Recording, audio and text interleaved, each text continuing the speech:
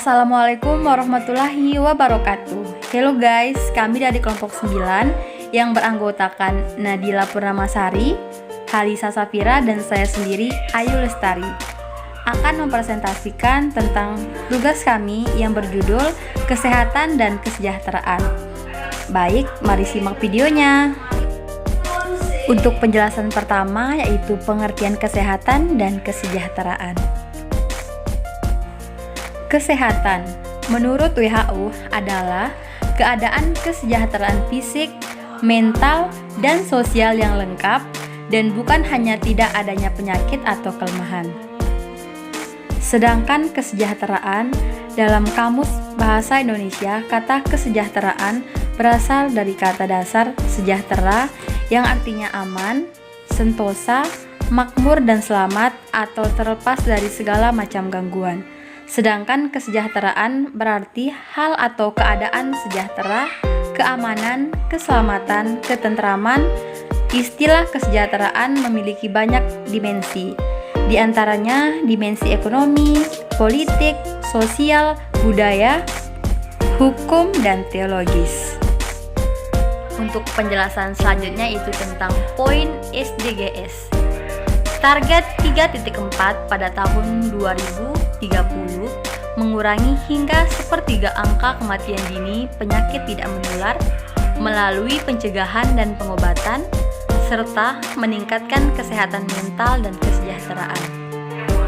Program yang diusung untuk mewujudkan SDGs dalam bidang kesehatan adalah Program Indonesia Sehat dengan 3 pilar, yakni paradigma kesehatan, pelayanan kesehatan, dan jaminan kesehatan nasional. Penyakit tidak menular. Penyakit tidak menular atau PTM adalah penyakit yang bukan disebabkan oleh infeksi kuman. Yang termasuk kategori PTM ini antara lain adalah stroke, penyakit jantung koroner, kanker, diabetes mellitus, penyakit paru obstruktif kronis atau PPOK, dan gangguan akibat kecelakaan dan tindak kekerasan.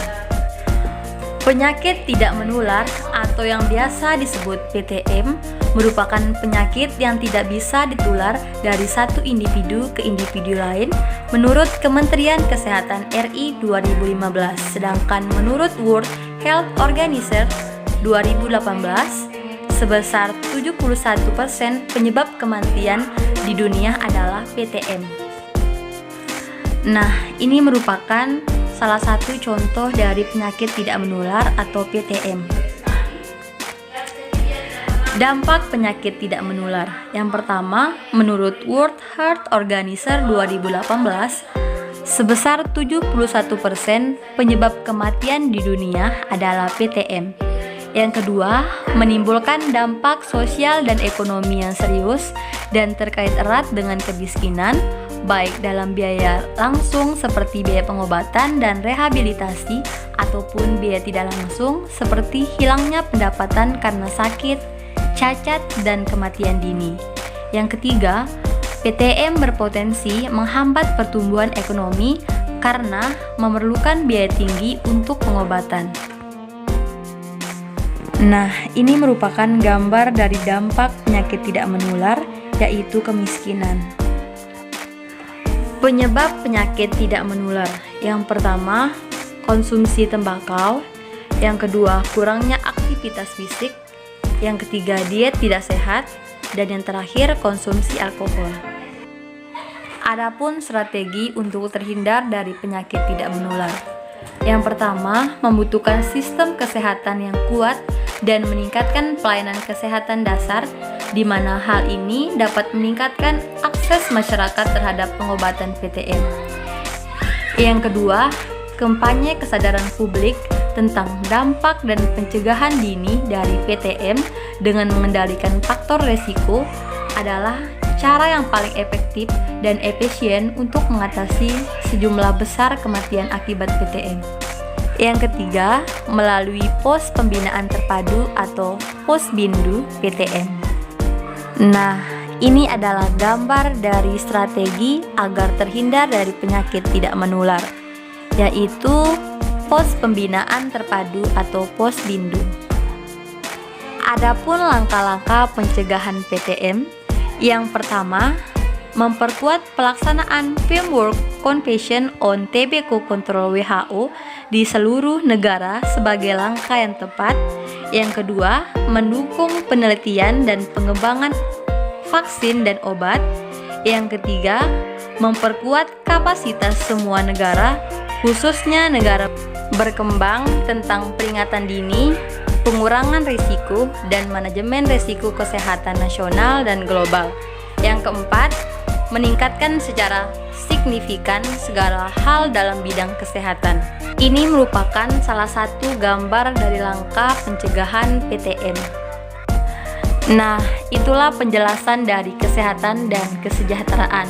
Adapun kesimpulan dari materi ini adalah paradigma kesehatan merupakan pendekatan yang merupakan konsep promotif dan preventif dalam pelayanan kesehatan dan menempatkan kesehatan sebagai input dari sebuah proses pembangunan. Pelayanan kesehatan yang dilakukan dan diarahkan untuk meningkatkan akses dan mutu pelayanan. Dalam hal pelayanan kesehatan premier diarahkan untuk upaya pelayanan promotif dan preventif melalui pendekatan continuum of care dan intervensi berbasis resiko kesehatan baik dalam tatanan tata kelola klinis, tata kelola manajemen, dan program tata kelola. Jaminan kesehatan nasional seluruh negara untuk menjamin penduduk dan warga negara asing yang tinggal di Indonesia dalam pelayanan kesehatannya. Nah, itulah penjelasan dari materi kesehatan dan kesejahteraan. Jangan lupa like, comment, and subscribe. Wabillahi taufiq wal hidayah. Wassalamualaikum warahmatullahi wabarakatuh.